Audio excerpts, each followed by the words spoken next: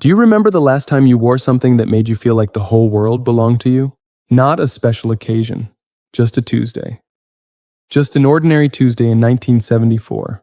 Walking down a high street that smelled of chip fat and bus fumes, and you felt absolutely unstoppable. Because of what you were wearing, because of how it felt, because of what it meant to be young and British and alive in that particular, unrepeatable, glorious decade. Because of what it meant to be young and British and alive in that particular, unrepeatable, glorious decade. What if I told you that those ordinary things, the ones you wore without a second thought, the ones your mum probably binned when you left home, are now selling on eBay for sums that would have made your nan choke on her digestive biscuit? We are not talking about rare collector's items or museum pieces. We are talking about the everyday, the mundane, the things you actually lived in. So let us go back. Let us walk through 12 of those items together, and as we go, ask yourself, honestly, do you know where yours ended up? The first one is something you almost certainly owned and almost certainly no longer have. The budgie smuggler's older, more dignified cousin, the nylon football shirt. Not the replica. Not the modern polyester number with the sponsor's logo plastered across the chest. I mean the genuine, club-issued, made-in-England nylon shirt from the early 1970s. The kind that clung to your back the moment you worked up a sweat, that crackled faintly with static electricity if you pulled it over your head too fast. That had a peculiar synthetic smell when it came fresh off the airing cupboard, something between a warm iron and a petrol station forecourt. In 1972, your local sports shop might have stocked a handful of these. The Admiral brand began producing their iconic designs from around 1974. And within 2 years, they were dressing clubs like Leeds United and England itself. You could buy one for roughly £2.50. That felt like proper money back then. Today, a mint-condition Admiral England shirt from 1974 to 1978, the one with the twin red and blue tram lines down the sleeves, regularly fetches between £400 and £600 on eBay. Some, in exceptional condition, have gone for over £900. For a shirt that thousands of lads wore to school discos because they had nothing else clean. You probably wore yours until it went bobbly and sad. You probably used it as a painting shirt. You probably do not want to think about it. Number 2. You will remember the feeling immediately.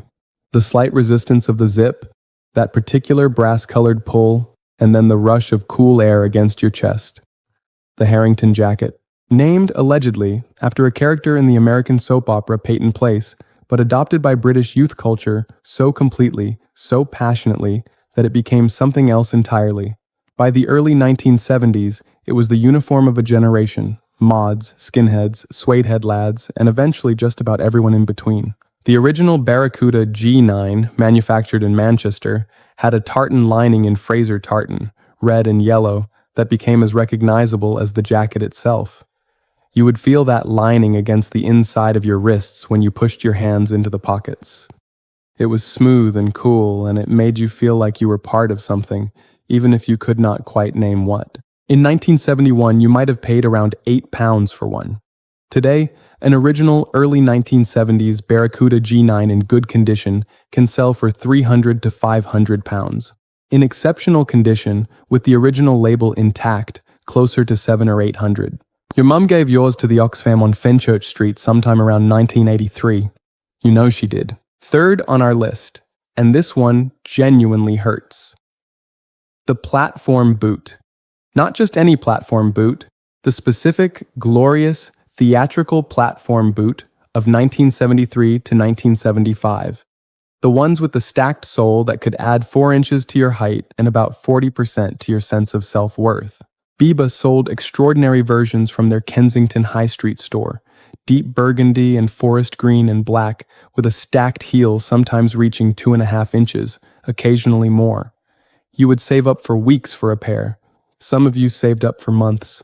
The shop itself smelled of patchouli and something darker and more expensive, and buying those boots felt like a rite of passage. A pair of original mid-1970s Biba platform boots in wearable condition now regularly sells for between £250 and £400.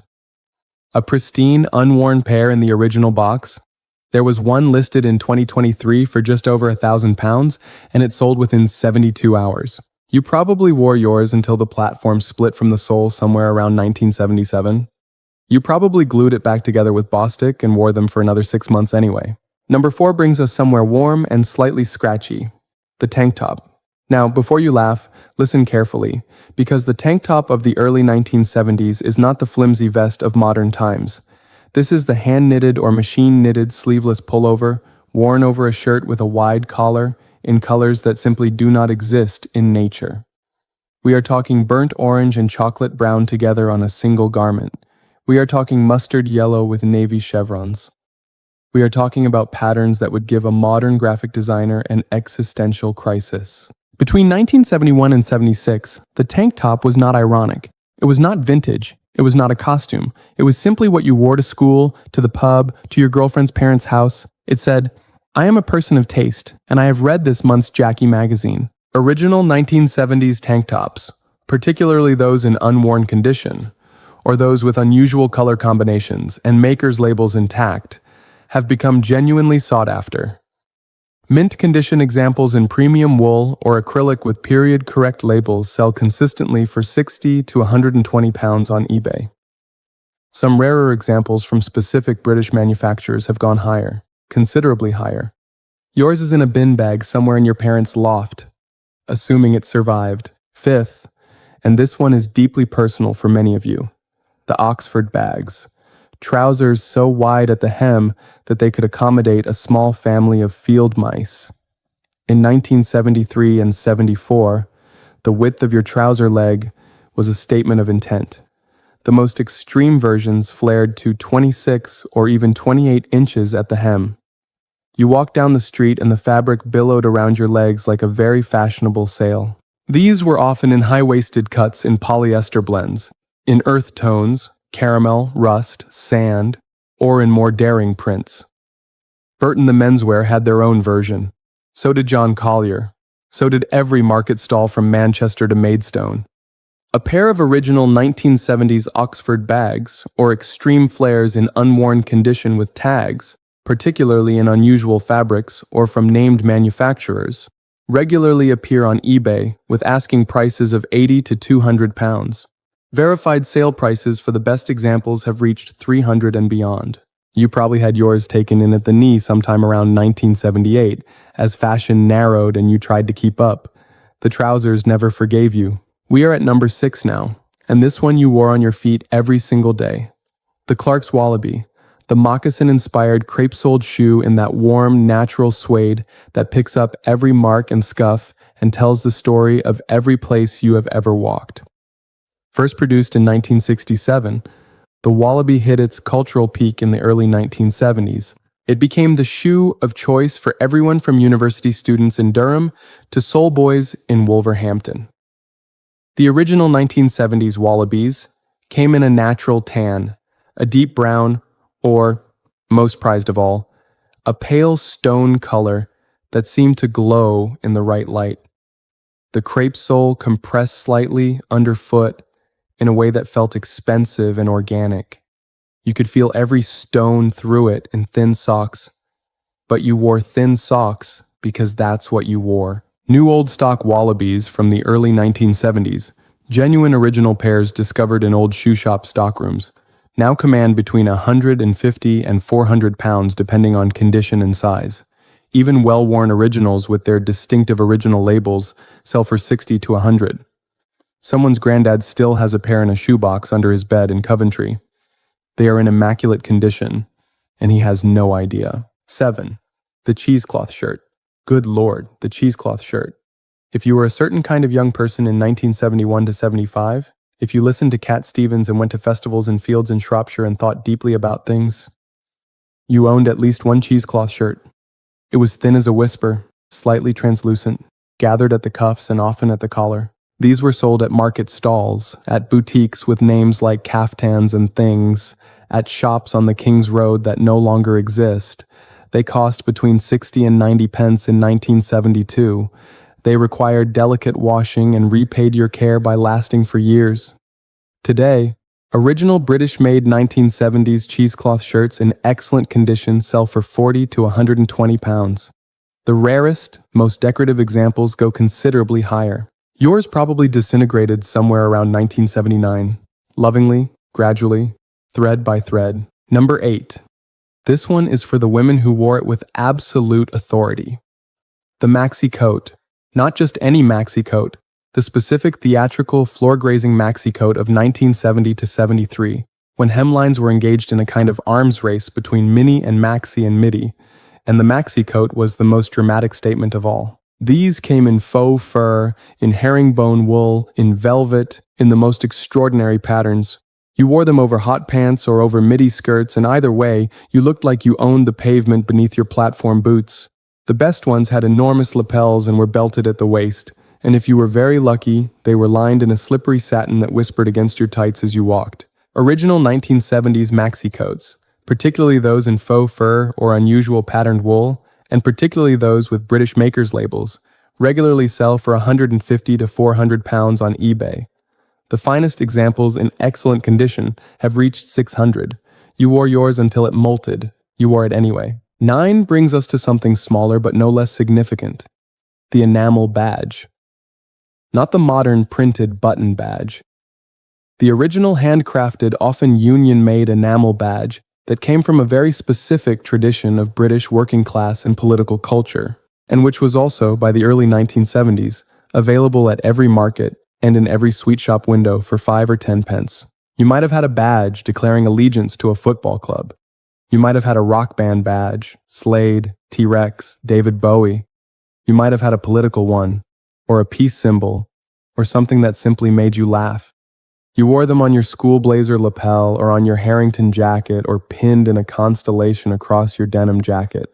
A single, original 1970s T-Rex enamel badge in fine condition can now fetch 15 to 40 pounds. A collection of 20 or 30 original 1970s badges in excellent condition can sell for 300 to 500 pounds. The right badge, a rare promotional piece, a tour badge, something from a specific moment, goes for much more. You have a quality street tin somewhere in the house. Inside it, almost certainly there are some. Go and look. Number 10. The denim jacket, but not just any denim jacket. The specific narrow-cut dark indigo denim jacket of 1972 to 77, before stonewashing made everything pale and relaxed and forgettable. The original unwashed or barely washed version in that deep navy that fades unevenly at the elbows and collar and chest pockets into a map of everywhere you have been. Levi's made the gold standard. Wrangler made a respected alternative. Lee made one you could argue about for hours in a pub in Leeds. These were worn until they were threadbare at the cuffs, then they were patched, then they were worn until the patches needed patches. The back was often decorated, with embroidered band names, with iron-on transfers, with hand-drawn artwork in biro. An original 1970s Levi's denim jacket in good vintage condition sells for 100 to 300 pounds. Rare sizes, unusual details, original rivets and buttons intact. Push that higher. Much higher. If you decorated the back of yours, it is now a piece of folk art. It is also probably in a landfill somewhere outside Birmingham. I am sorry. 11. The Laura Ashley floral dress. Now, Laura Ashley is still a name, still a brand in various forms, but the original dresses from the early 1970s, made in Wales, designed with that specific Victorian meets countryside sensibility in those particular floral cotton prints in rose and sage and cornflower, those are something else entirely. These dresses had a particular quality of cotton that you do not encounter much anymore. It was cool in summer and had a faint, clean smell, like fresh air and good soap. The prints were intricate. The smocking at the bodice was done properly. The collars were high and the sleeves were long, and the whole thing was somehow both demure and completely of its moment. A genuine early 1970s Laura Ashley dress in excellent condition, particularly one in the most desirable prints, and particularly those made before 1975 with the original Welsh labels, can sell for 100 to 350 pounds. Exceptional, unworn examples have gone for more. Your mum wore hers to every dinner party from 1972 to 78. You have a photograph. She looks extraordinary. And finally, number 12. The one that, if I've timed this right, you're already thinking about. The Adidas Samba. Not the modern reissue. Not the one currently on every foot in every city in the world. I mean the original Adidas Samba from the 1970s.